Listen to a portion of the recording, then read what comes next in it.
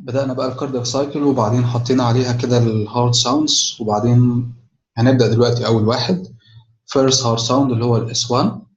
لو رجعت معايا كده سنة كان في الاتريال كونتراكشن اللي هو كان آخر مرحلة في الدايستول.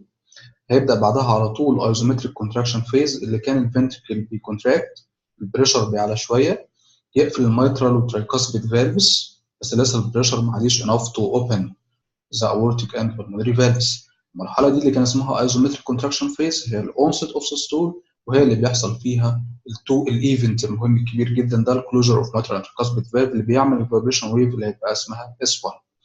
اس 1 لما احنا هنيجي نعرفه هنعرف ان ده نورمال هارت ساوند سمع في اول سيستول نتيجه كلوجر اوف ذا ماترال انتركاسبيد فالف، ومرحله اسمها ايزومتريك كونتراكشن فيز. انا بقى كدكتور وانا بفحص العيان لما اجي اعلق على اس 1 هعلق عليه الاول فين على الايبكس mitral اريا لو انا عايز اكومنت على كلوجر اوف ذا mitral فالف بتاع الليفت سايد، وعلى الترايكاسبيد اريا لما بعلق على كلوجر اوف ذا tricuspid فالف اوف ذا رايت سايد.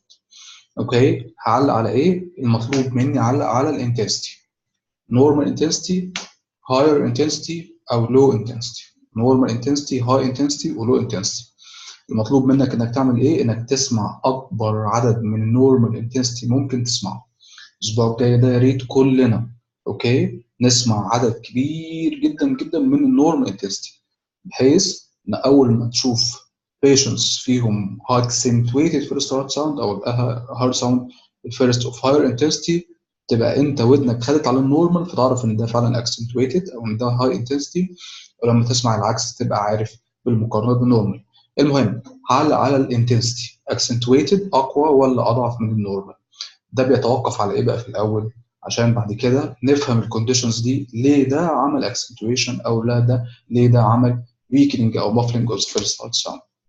خلينا نقول ان احنا عندنا باب وعايزين نقفله. الصوت الناتج عن قفله الباب ده هيتوقف على ايه؟ هيتوقف بيولوجيك كده على اربع حاجات.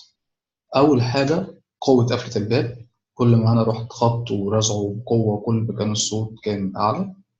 خبطته اخف الصوت يبقى اقل. ده رقم واحد. رقم اتنين المسافة ما بين الباب، الفتحة بتاعته أو المسافة ما بين الباب والمكان اللي هيقفل فيه، كل ما كان أبعد وأنا رحت زقه يروح يدي صوت أعلى، لو زقيته من مكان قريب يبقى الصوت أقل. ده رقم اتنين. رقم تلاتة الحاجة اللي مصنوع منها الباب نفسه. طبيعة الباب أكيد باب كرتون غير باب خشب. باب خشب هتبقى صوته في القفلة أعلى، باب من مادة تانية أضعف شوية هيبقى الصوت أقل. الحاجة الرابعة المسافة ما بين ودني والباب، كل ما كنت بعيد عنه مهما كانت قفلته أعلى مش هسمعه كويس، كل ما كان قريب حتى لو قفلته خفيفة هسمع صوتها أوضح. أربعة فاكتور لو أنا جيت هشبه الفالف ده بباب بيقفل. فور فاكتورز. الفاكتور رقم واحد قوة قفلة الباب، الفاكتور رقم اتنين المسافة ما بين الباب والمكان اللي هيقفل عليه، فاكتور رقم ثلاثة طبيعة تكوين الباب نفسه أو الباب نفسه ده مصنوع من إيه، رقم أربعة هي المسافة ما بين ودني وما بين الباب.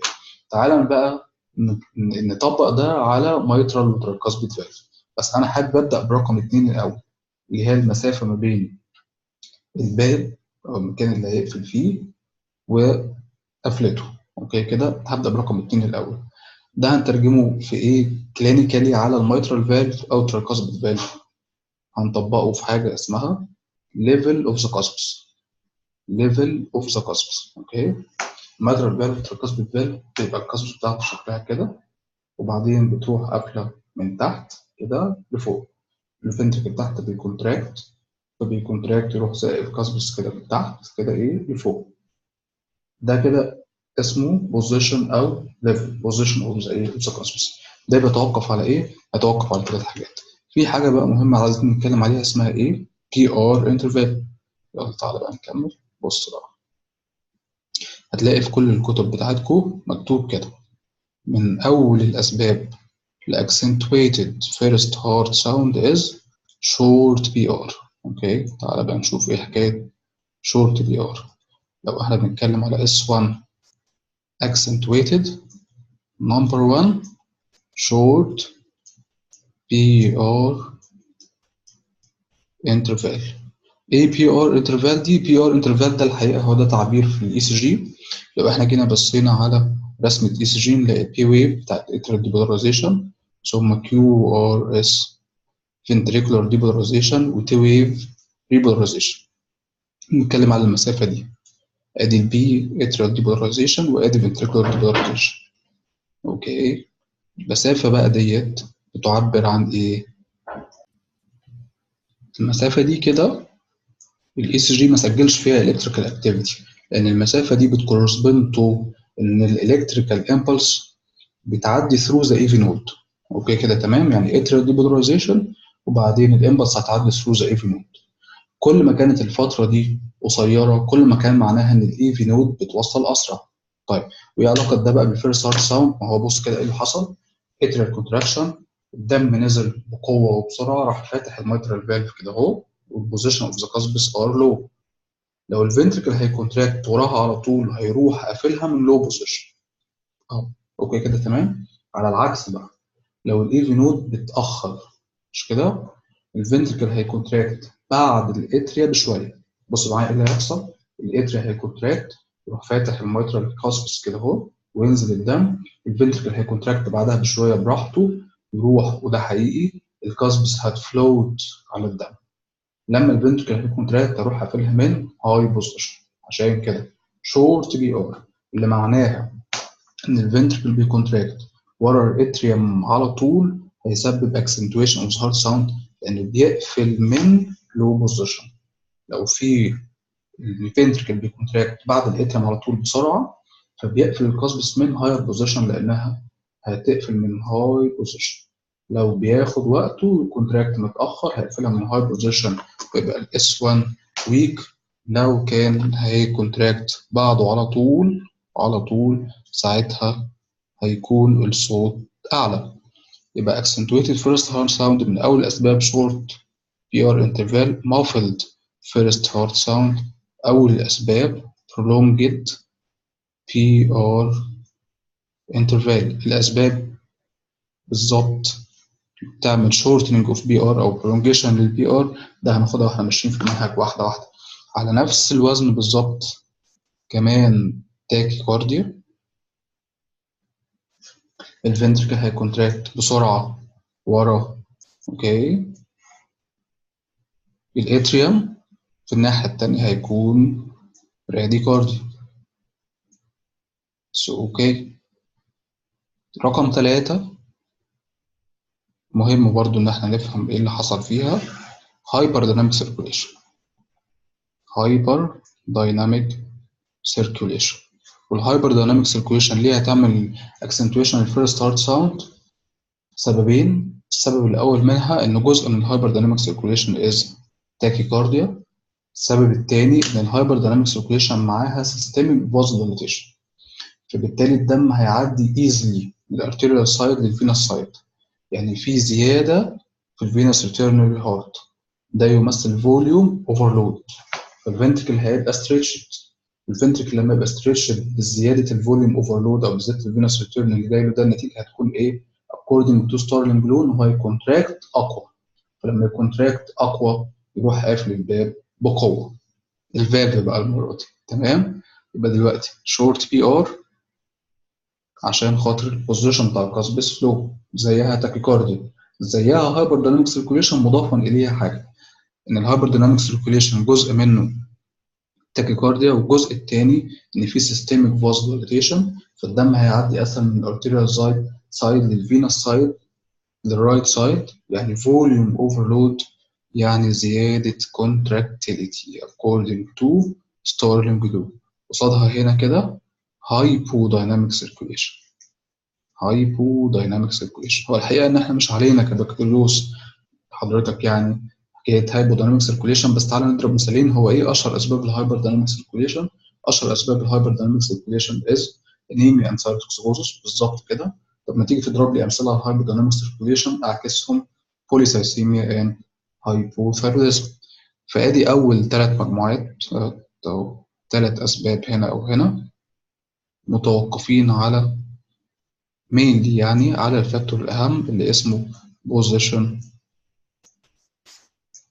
of the valve cuspis.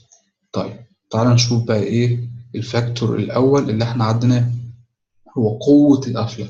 وقوة القفلة لو احنا عندنا الفنتركل ده فيه هايبرتروفي، فنتركل كده اصبح تخين، بص كده لو ده اتريوم ده فنتركل وده الاورطة، لو الفنتركل ده كده حصل فيه هايبرتروفي فبقى في increased contractility اقوى من النورمال شوية، يروح خابط الفالف كاسبس اقوى من النورمال، فيروح عامل لي S1 accentuated، فيبقى فيه ventricular hypertrophy.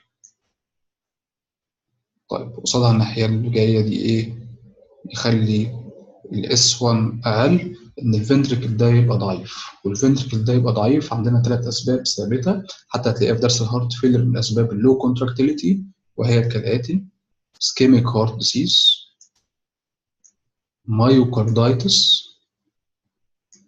اند كارديوميوباثي. اسكيميا، العضله ديت زي اي عضله في الجسم المفروض تاخد كميه دم مناسبه للاكتيفيتي بتاعتها، اصبح دلوقتي الدم اللي مش واصل لها مش كفايه، فبقت اسكيميك، فبقت اضعف، فمش بتقفل بالقوه المعتاده. مايوكاردايتس لو رجعت تاني للساينز اوف انفلاميشن: هوتنس، ريدنس، وسوالن وتيرنس اند لوس اوف فانكشن، فبالتالي الفانكشن بتاع المصل كونتراكتايل، الفانكشن بتاعت المصل هتقل. كارديوميوباثيز مجموعه من الامراض حتى الاسم واضح: كارديو هارت، مايو ماسل مايوباثي، كاردياك مايوباثي، هارت ماسل ديزيز. ادي ثلاثه. فادي الايتم رقم 4 هنا وهنا متوقف على فكره الفورس كده اهو اوف كلوجر. ناقص لنا بقى ايه كمان؟ احنا قلنا اهو لو انت هتقفل باب، الصوت الناتج عن قفلة الباب ديت هيتوقف عن ايه؟ هيتوقف على الآتي. اوكي. قوة القفلة، مكان أو فرق المسافة ما بين الباب والمكان اللي هتقفل فيه، صح كده؟ رقم 3 طبيعة الفالف نفسه. طبيعة الفالف نفسه يعني لو الفالف نفسه مبقاش سوفت كده وبلايبل وتحول إلى فالف فايبروتيك، أكيد الصوت هيبقى أعلى. طب وده هيحصل مع مين؟ تعال نشوف كده. يحصل لما الميترال فالف يبقى فايبروتيك after repeated rheumatic attacks زي mitral stenosis and tricuspid stenosis. رقم 5 mitral stenosis and tricuspid stenosis. الميترال فالف كاسبس بقت فايبروتيك، فبالتالي لما تيجي تقفل تعمل صوت أعلى، لأن هي خلاص ما بقاش سوفت وبلايبل زي قبل كده. قصادها بقى الناحية التانية في المافلنج أو في الويكنس هتلاقي مكتوب كده mitral regurg وتراكاسبيد regurg. الحقيقة إنك لو شلت تراكاسبيد regurg يعني مش تبقى مشكلة كبيرة، لأن هو الفيرست هارت ساوند متوقف مينلي على الميترال فالف. والميترال regurg احنا حطيناه بس قدام الميترال ستينوزس عشان تفتكروا، لكن هو مش معناه إن الفالف كاسبس مش كده ما بقتش بقت سوفتر، لا هي مش بتقابل بعض أصلا. يعني الميترال ستينوزس الفالفز الكاسبس بتقابل بعض بس فايبروتيك، فبقت تعمل صوت اعلى. الميترال ريجرج هي مش بتقابل بعض اصلا، مش بتقابل بعض اصلا. وفي الرسمه المشهوره خالص لو احنا جينا رسمنا كده، ادي الميترال فالف اهو فودي اوبن كده، وادي ميترال فالف تاني. ايه الحكايه بقى؟ ريبيتد ريماتيك اتاكس هيلد باي فايبروزس.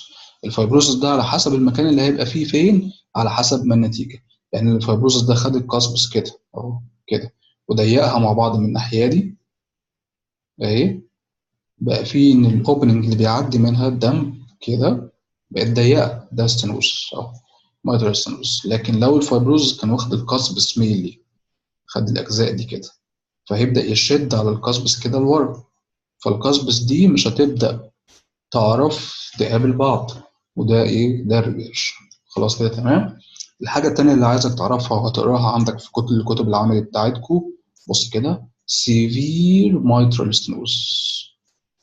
سيفير ماترال ستينوزس يعمل مافلنج اوف ذا فيرست هارت ساوند. ليه بقى؟ بص الفايبروزس بقى هيبقى فين؟ الفايبروزس هيبقى على الانيولاس اهو كده اهو. الفايبروزس بقى امتد من القصبس للليفلت للانيولاس، فلما امتد للانيولاس بص لو ده الرينج كده كده اهو، وادي القصب بتاع الماترال فالف بتتحرك كده. اوكي، لو احنا عندنا فايبروزس في المنطقه دي كده اصبحت القصب مش قادره تتحرك اصلا اهي، مش قادره تفتح وتقفل، لان انت خلاص على الانيولس المكان اللي هي ساند عليه عشان تقفل وتفتح بقى في اكستنسيف فايبروزس اند كالسيفيكيشن، فما بقتش تتحرك اصلا عشان خاطر تعمل ايه ساوند. فده السبب رقم 5. mitral stenosis tricuspid stenosis يعملوا اكسنتويشن، mitral regurg tricuspid regurg لو عايز تعديها مفيش مشاكل، بس severe mitral stenosis هي الاهم، وده السؤال اللي بتساله في الامتحان، هو mitral stenosis يعمل اكسنتويشن في الفيرست هارت ساوند ولا يعمل muffling؟ في الفيرست هارت ساوند نقدر نقول ان هو يعمل اكسنتويشن ويعمل muffling على فكره كمان، ويخليه of variable intensity لو بقى معاه atrial fibrillation. درس mitral stenosis في كل الحكايه دي مفهومه، وفي الاكسبلانيشنز الثانيه ليه حصل التغييرات ديت في الهارت ساوند. يبقى ده مبني على رقم 3 وهو الايه؟ الفالف تيشو نيتشر اهو كده. ده بقى اتبنى عليه الاكسنتويشن مع ماتريال ستينوزس تراكاسبيد ريجيرج، والمافلنج مع تراكاسبيد ريجيرج، والسيفير ماتريال ستينوزس. يفضل لنا اخر فاكتور بس اللي هو السهل قوي اللي هو الميكانيكال. وهي الفكره كلها ان انت لما جيت تحط السماعه بتاعتك عشان تسمع الهارت ساوندز دي، انت مش حاططها على الهارت مباشره، انت حاططها على الشيست وول، ففي مسافه ما بينك وما بين الهارت، في مسافه ما بينك وما بين الهارت. المسافه دي مكونه من شيست وول، وراها بلورا، وراها لانج، وراها بريكارديوم.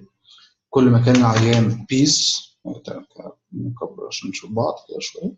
اوكي، تعال نشوف بقى. فالعيان بتاعنا اوبيز يبقى الفيرست هارت ساوند مافلد. العيان عنده بلورال افيوجن او نيوموثوركس اسمع الصوت اضعف، وعلى فكره ده بيبقى اسمه ديستنت مش مافلد، ده اسمه ديستنت هارت ساوند. يبقى اوبيز، بلورال افيوجن اند نيوموثوركس، على مستوى اللانج انفيزيما، على مستوى البريكارديوم بريكارديال افيوجن. عندي فور ستراكشرز اهو بيفصلوا من سماعتي كده للقلب: chest wall، pleura، lung، precordium. obesity، pleural effusion and pneumothorax، emphysema، pericardial effusion تخليني اسمع الهارت ساوندز distant.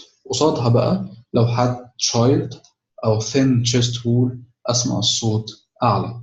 نرجع بقى مره تانية، قلنا دلوقتي هعلق على اس 1 على حسب الانتنسيتي، انا هعلق على الانتنسيتي بس، احط اشوف نورمال ولا اكسنتويتد ولا ويك.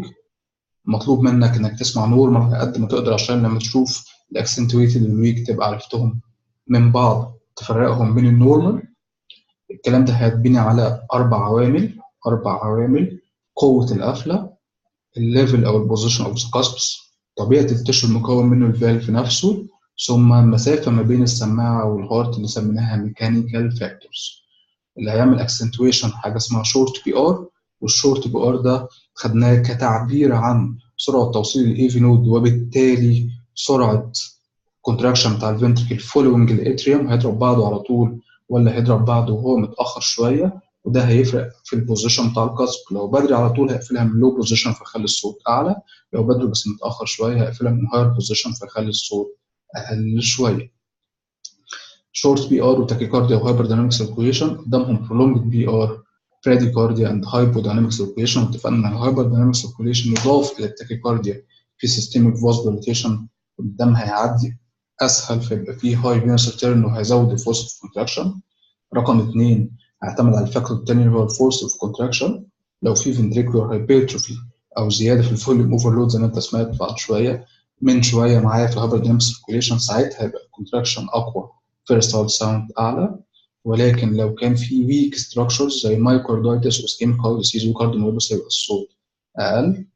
الحاجه اللي بعد كده طبيعه التشو، الميترال ستينوزس والتراكاسبيد ستينوزس هيعملوا اكسنتويشن، الميترال جيرج التراكاسبيد جيرج القصبس مش بتقابل بعضها اصلا، والسيفير ميترال ستينوزس عشان كالسيفيكيشن على الانيولس فمبقاش القصب خلاص بيتحرك. ثم الميكانيكال فاكتورز: obesity، pleural effusion and pneumothorax، emphysema and pericardial effusion تخلي الفيرست هارت ساوند distant. افضل انك تقول distant. child antecedent to thin chest wall هخلي الهارت ساوند الفيرست هيكون مسموع افضل، لكن هو الحقيقه مش pathologically accentuated ولا حاجه. اشوفك ان شاء الله في الفيديو اللي جاي دلوقتي حالا، هنسمع فيه second heart sounds and splitting. second heart sound and splitting فيديو مهم جدا جدا جدا نفهم فيه ونسمع مع بعض إيه موضوع السبليتنج ده، عشان خاطر حاجة يعني مش هينفع إن إحنا ما نكونش عارفينها. أوكي؟ شكرا.